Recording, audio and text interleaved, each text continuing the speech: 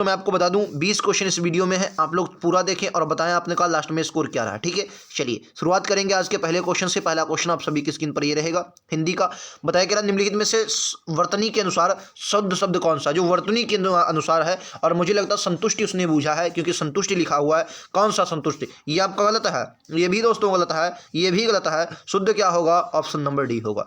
Clear है, उम्मीद है समझ गए होंगे। जो संतुष्टि होगा वो ऑप्शन नंबर डी बिल्कुल सही है। अगला क्वेश्चन आप सभी की स्क्रीन पर ये रहेगा, क्या निम्नलिखित में से कौन सा शब्द कामदेव का पर्यायवाची है। कामदेव का पर्यायवाची हो जाए। देखो कामदेव के मैंने कई बताया, मनोज, मनमथ, मतंग, मनोज, मनमथ, ये सब कैसे, रथपति, ये सब कामदेव के दोस्तों पर्यायवाची हैं। ठीक है, और इसी में आपको ऑप्शन अगर मैं दिखाऊं आगे, तो ऑप्शन के अनुसार अगर आप देखेंगे तो ऑप्शन के अनुसार, एक मिनट यार, ये ऑप्शन के अनुसार अगर आप देखेंगे तो देखेंगे प्रद्युम्न, प्रद्युम्न भी इसी का हो जाएगा। प्रद्युम्न भी किसका हो जाएगा, कामदेव का पर्यायवाची होता है। ठीक है, सूर्यपुत्र, सूर्यपुत्र एक किसका पर्यायवाची, सूर्यपुत्र, सूर्य का पुत्र किसे कहते हैं, सूर्यपुत्री तो यमुना का होता है, तो सूर्यपुत्र किसका होता है, मैं बोल रहा हूं दोस्तों सूर्यपुत्र, मुझे नहीं मालूम, माफी चाहेंगे। अगला, निम्नलिखित में से कौन सा अत का विलोम होता है। अथ, अत का विलोम क्या होता है, अत का विलोम दोस्तों इति होगा। क्या होगा, इति। अत का विलोम क्या होता है, इति होता है, याद रखेंगे। अंत, अंत का आरंभ होता है। ठीक है, प्रारंभ का अंत कह सकते हैं, आरंभ या प्रारंभ बात एक ही, आरंभ का अंत कह सकते हैं। क्लियर आप सभी को, उम्मीद है आप सभी को समझ में आ रहा होगा। आइए अगले पर चलते हैं। ये लीजिए, जिस पर मुकदमा चलाया गया हो, वाक्यांश के लिए एक शब्द क्या होगा। जिस पर मुकदमा चल रहा है, जिस पर मुकदमा चल रहा है, शब्द के लिए क्या होगा, चोर, प्रतिवादी, अपराधी। प्रतिवादी भी नहीं बोलेंगे, जिस पर मुकदमा चला है उसे अभियुक्त बोलेंगे। क्या बोलेंगे, अभियुक्त बोलेंगे। जिस पर अपराध सिद्ध हो गया हो उसे अपराधी बोलते हैं, जिस पर अपराध सिद्ध हो गया उसे अपराधी बोलेंगे। तो राइट आंसर डी होगा। क्लियर आप सभी को। आइए अगले पर चलते हैं। निम्नलिखित में से कौन सा शब्द शुद्ध है। देखो, एक मैंने आपको कृतज्ञ बताया था, एक कृतज्ञ बताया था। कृतज्ञ जो होता है जो अपने उपकार को माने, और कृतज्ञ जो ना माने, ये दो शब्द मैंने आपको बताए थे, कई बार मैं बता चुका हूं। तो कृतज्ञ की जो वर्तनी है ये वाली शुद्ध है, ऑप्शन नंबर ए के साथ जाएंगे। आइए अगला क्वेश्चन, क्वेश्चन नंबर 66 ये रहेगा। राइट आंसर क्या होगा आप सभी को बताना है, शुद्ध बताना है, कौन सा वाक्य शुद्ध है। 4 विकल्प आपको दिए गए हैं। राम शुक्रवार के दिन दिल्ली जाएगा। महादेवी वर्मा विदुषी लेखिका थी, विदुषी। मैं आता आता रुक गया। मैंने बहुत दिनों तक उसकी प्रतीक्षा देखी। प्रतीक्षा देखी नहीं होता, प्रतीक्षा की होगा, प्रतीक्षा की होगा भाई, प्रतीक्षा देखी थोड़ी, प्रतीक्षा की होगा। ठीक है, प्रतीक्षा की होगा। अब कह रहा मैं आता आता रुक गया, मैं आता आता रुक गया, ये भाई गलत है। मैं आता आता थोड़ी रुक जाएगा, गलत है। महादेवी वर्मा एक विदुषी लेखिका थी। देखिए, विदुषी लेखिका, लेखिका ठीक है, लेकिन विदुषी थी, विदुषी लेखिका। महादेवी वर्मा एक विदुषी, ठीक है, विद्वान के लिए विदुषी प्रयोग होगा, ये तो बात सही है। तो लेकिन महादेवी वर्मा विदुषी थी, विदुषी लेखिका थी, ये गलत है यार। विदुषी लेखिका, हालांकि लेखिका सही होता, विदुषी लेखिका एक होता, लेकिन विदुषी मतलब विद्वान, विद्वान की जैसे विद्वान मनुष्य में प्रयोग होता है उसी तरीके से इन्होंने विदुषी प्रयोग किया है, लेखिका थी, ये गलत है। राम शुक्रवार के दिन दिल्ली जाएगा, तो ये आपका सही है, ऑप्शन नंबर ए इसमें सही है। ठीक है, राम शुक्रवार के दिन दिल्ली जाएगा। ठीक है, विकल्प उत्तर ए सही है। क्लियर है। आइए अगला, ये रहा, बताना है एक आंख से देखना, एक आंख से देखना। मुहावरे के लिए क्या, एक आंख, सबको एक ही आंख से देख रहे हैं यार, तो क्या बोल रहे, मतलब सबको एक आंख से देख रहे हैं, यानी कि समान समझ रहे हैं, कोई भेदभाव नहीं भैया, कोई भेदभाव, सबको एक समान। अगर 10 रुपया तुमको मिलेगा तो 10 रुपया दूसरे को भी मिलेगा। ठीक है, समान समझना, मतलब किसी को बिना भेदभाव के बराबर समझना, मतलब भेदभाव बिल्कुल नहीं है। 67 हो गया, 68 देखेंगे, ये लो। रेखांकित बताना, प्रतिस्थापित कीजिए। उसे तो देर पर आने की आदत है, उसे तो देर पर आने की आदत है, तो भैया देर पर नहीं होगा, देर से। उसे तो देर से आने की आदत है। राइट आंसर क्या होगा, सी होगा, उसे तो देर से आने की आदत है। ठीक है, सी राइट आंसर होगा, याद रखेंगे। उम्मीद है आप सभी को समझ में आ रहा होगा। दोस्तों लाइक से सब्सक्राइब जरूर करें ताकि आप सभी को क्लास का नोटिफिकेशन भी मिलता रहे, और आप सभी के लिए इंपॉर्टेंट है, मैं लगातार आप सभी को क्लास दे रहा हूं। अगला, निम्नलिखित में से शुद्ध वाक्य। पिताजी ने मुझसे कहा मैं तेरे को बता दूंगा। उसने जल्दी घर जाना था, उसे भारी प्यास लगी थी। देखो यहाँ पर भारी नहीं होगा, उसे बहुत प्यास लगी थी, ये शब्द होगा, उसे बहुत प्यास लगी थी। उसने जल्दी घर जाना था, उसने नहीं, उसे। यहाँ पर क्या होगा, उसे जल्दी घर जाना था। ठीक है, मैं तेरे को बता दूंगा, गलत है, मैं तुझे बता दूंगा। ठीक है, या तुम्हें होगा या तुम्हें होगा, मैं तुम्हें बता दूंगा, शुद्ध होगा, या मैं तुम्हें बता दूंगा।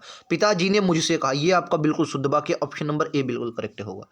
ठीक है, ऑप्शन नंबर ए बिल्कुल करेक्ट है, आप सभी को याद रखना है। क्लियर है। आइए अगले पर चलते हैं, क्वेश्चन नंबर 70 देखिए। वह छोटी बच्ची के तरह रोई, वह छोटी बच्ची के तरह रोई, वह छोटे बच्चों को तरह रोई, वह छोटी बच्चा की तरह रोई, छोटी बच्ची की तरह रोई, छोटे बच्चे की तरह रोई। छोटी बच्ची हो क्या, आपने ज़रूर सुना होगा, ठीक है। तो उसी से संबंधित ये है, आपको बताना है भाई।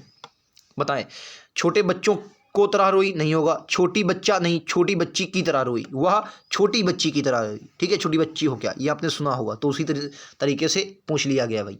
आइए अगला ये लीजिए, ये देखिए मुझे हर पीडीएफ में ये दोस्तों एक सिलेबस से आउट ऑफ सिलेबस मिल रहा है। मैंने आपको बताया भी था, हिंदी साहित्य का आदिकाल किसे कहते हैं, रामविलास शर्मा, रामचंद्र शुक्ल, देवसेन, हजारी प्रसाद द्विवेदी। हालांकि आपके सिलेबस से बाहर है, मैं आपको फिर से बता देता हूं। राइट आंसर विकल्प उत्तर इसमें डी आप लगा सकते हैं, हजारी प्रसाद द्विवेदी क्वेश्चन का राइट आंसर होगा। फिलहाल बिना देखे हुए आगे हम लोग बढ़ते हैं। ये ले जो, ये आपके सिलेबस के अनुसार बताइए, सोहन ने घर देश भोजन किया। बताइए, सोहन ने, आपको रिक्त स्थान भरना है, सोहन ने घर में घुसकर भोजन किया। भाई साहब, घर में घुसकर, ये तो मतलब जबरदस्ती की बात है। सोहन ने घर सोकर भोजन किया, नहीं, घर आकर भोजन किया। सोहन ने घर आकर भोजन किया, सी राइट आंसर हो। क्लियर है। आइए क्वेश्चन नंबर 72, जूतियों में दाल बटना, लड़ाई झगड़ा होना, झूठा दिखावा करना, परेशान, बहुत परेशान करना या विवाद समाप्त करना। तो बहुत परेशान करना होता है छाती पर मूंग डलना, इसे कहते हैं बहुत परेशान करना। लड़ाई झगड़ा करना, इसे कहते हैं जुतियों दाल बटना, आपने सुना होगा जुतियों दाल बट गई, तो ऑप्शन नंबर ए लड़ाई झगड़ा करना, ठीक है, याद रखेंगे। चलिए आइए अगला क्वेश्चन, क्वेश्चन नंबर 74, मनुष्य का वह गुण है जिससे उसे सम्मान या अपमान मिलता है, समानता, संस्कृति, सभ्यता या दुश्चरित्र।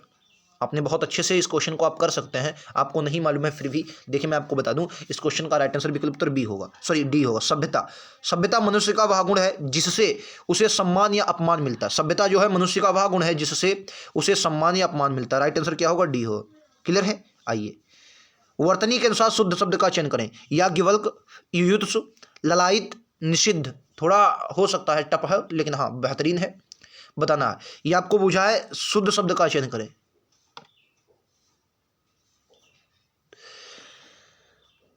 लालायित, ये ललायित नहीं तो लालायित होता, लालायित ये शब्द होता है, लालायित, ये इसमें लगा है लालायित होता है। निषिद्ध, निषिद्ध ये भी गलत है। युयुत्सु इसमें छुटू की पाई लगी, युयुत्सु।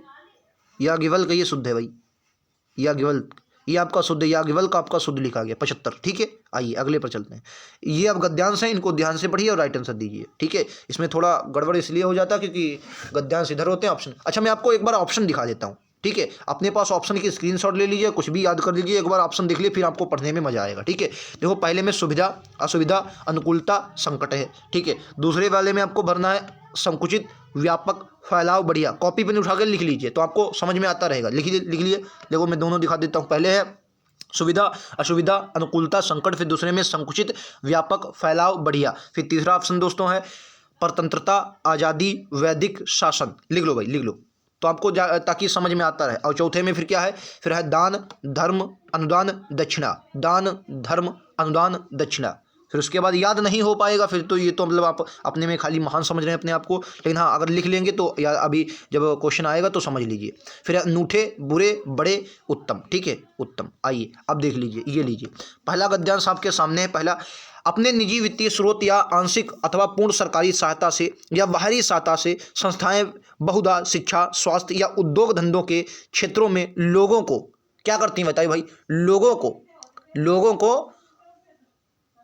को क्या होता है भाई, गद्यांश में रिक्त स्थान। अच्छा लोगों को, तो यहाँ पर क्या होगा, लोगों को अनुकूलता या लोगों को अनुकूलता, यहाँ पर प्रयोग होगा लोगों को अनुकूलता। कह रहा है अपने निजी वित्तीय स्रोत या आंशिक अथवा पूर्ण सहकारी सहायता से या बाहरी सहायता से संस्थाएं बहुधा शिक्षा, स्वास्थ्य या उद्योग धंधों के क्षेत्र में लोगों को देश या सेवा प्रदान करती हैं, देश या सेवा प्रदान करती हैं। तो इसमें क्या होगा, देखो सुविधा या सेवा, सुविधा नहीं होगा, असुविधा भी नहीं, तो संकट भी नहीं, अनुकूलता होगा। सुविधा वो और प्रयोग हो जाता है, तो यहाँ क्या पर होगा, अनुकूलता होगा। दूसरे में अच्छा क्या बनना है, या तो संकुचित या व्यापक या फैलाव या बढ़िया, ठीक है। दूसरे में आपको क्या करा, जब शिक्षा का देश विस्तार न हुआ था, जब शिक्षा का देश विस्तार न हुआ था तो क्या होगा, व्यापक। अभी आपने देखा देश व्यापार नहीं, व्यापक विस्तार न हुआ था। तो इन्हीं स्वैच्छिक संस्थाओं ने स्थानीय स्तर पर स्कूल कॉलेज खोलकर शिक्षा का प्रसार किया। प्रौढ़ शिक्षा, महिला शिक्षा, विकलांग शिक्षा आदि के कार्य हाथ में लेकर आज़ादी से पूर्व व के बाद भी अब देखो आज़ादी के पूर्व व आज़ादी के बाद भी, यही तो होगा भाई, आज़ादी से पूर्व व आज़ादी के बाद भी। तो यहाँ पर क्या प्रयोग कर सकते हैं, देखो पहले उसने कहा आज़ादी से पूर्व व आज़ादी के बाद भी, आज़ादी के बाद भी स्वैच्छिक संस्थाओं ने महत्वपूर्ण भूमिका निभाई है। केरल, उत्तर प्रदेश जैसे प्रांतों में स्कूल व कॉलेज अधिकांश स्वैच्छिक संस्थाओं हैं जिनके सरकार 90% तक उनसे भी अधिक आर्थिक प्रदान करती है। इससे भी अधिक, जिनको सरकार 90% तक या इससे भी अधिक आर्थिक प्रदान करती है। क्या आर्थिक प्रदान करती है, आइए देख लेते हैं। आर्थिक क्या प्रदान करेगी, तो आर्थिक दान या आर्थिक अनुदान, आर्थिक दक्षिणा, देखो दक्षिणा तो नहीं होगा, आर्थिक क्या हो सकता है, आर्थिक अनुदान होगा, ठीक है, आर्थिक अनुदान, ठीक है। तो क्या होगा, आर्थिक अनुदान प्रदान करती है, आर्थिक अनुदान, यहाँ पर क्या लग जाएगा, अनुदान, ठीक है, आर्थिक अनुदान प्रदान करती है। इसी प्रकार स्वास्थ्य के क्षेत्र में अस्पताल, औषधालय आदि खोलकर पिछड़े इलाकों में स्वास्थ्य सेवाएं पहुंचाई गईं। कई संस्थाओं ने अभियानों के माध्यम से चिकित्सा कैंप, नेत्र शल्य चिकित्सा शिविर आदि गंवाने का कार्य हाथ में लिया, ठीक है। कुष्ठ निवारण, विकलांग सेवा आदि के कार्य में भी किए, जो सेवा के उदाहरण हैं, जो सेवा के उदाहरण हैं। तो सेवा के कैसे उदाहरण भाई, जो सेवा के अनूठे, बुरे, देखो बुरे और तो होगा नहीं, बुरे तो होगा नहीं, तो सेवा के अनूठे ही होगा, क्योंकि अनूठा प्रयोग है, नहीं अनूठे नहीं होगा। उत्तम, उत्तम मतलब बेहतरीन, क्या है यहाँ पर डी प्रयोग होगा, मतलब स्वास्थ्य के अनूठे। फिर से एक बात देख लेते हैं, क्या कह रहा है, जो सेवा के उत्तम उदाहरण हैं जिनसे कई स्वयंसेवी संस्थाओं का नाम अमर हो गया, ठीक है। यहाँ पर क्या आ जाएगा, उत्तम आ जाएगा, ठीक है, उत्तम आ जाएगा। तो ये थे आज की हमारी क्लास, उम्मीद है आप सभी को पसंद आई होगी। हालांकि गद्यांश में थोड़ी दिक्कत होती है, बाकी जो 15 क्वेश्चन आप करते हैं बहुत बेहतरीन, और मेरा ऐसा मानना है, मुझे लगता है कि हो सकता है कि आपके अब की बार गद्यांश 3 ही आए, 2 या 3 ही आ सकते हैं, किसी में शायद आए भी ना, ठीक है। लेकिन हाँ ज़रूर बताएं कि 20 में से आपका स्कोर कितना रहा। उम्मीद है एक बेहतरीन स्कोर रहा होगा, क्योंकि हिंदी इतनी टफ नहीं आती है आपके एग्जाम में, और ऐसे ही क्वेश्चन आपको देखने को मिलेंगे। मैं बताता रहूंगा कौन सा क्वेश्चन आपके सिलेबस के अनुसार है, कौन सा सिलेबस के अनुसार नहीं है। तो जरूरत है आप सभी को लगातार जुड़ने की और अपनी तैयारी को सुनिश्चित करने की, क्योंकि मैं लगातार आप सभी को प्रैक्टिस करवा रहा हूँ। सब्सक्राइब जरूर करें और शेयर दोस्तों जरूर करें, अपने दोस्तों में, यारों में, जहां भी आप स्टडी ग्रुप में जुड़े हो जरूर शेयर कर दें, बता दें, यहाँ पर लगातार आपको प्रैक्टिस दिए जा रहे हैं। तो मिलते हैं अगले वीडियो में, आज के लिए इतना ही। थैंक यू दोस्तों, जय हिंद, जय भारत।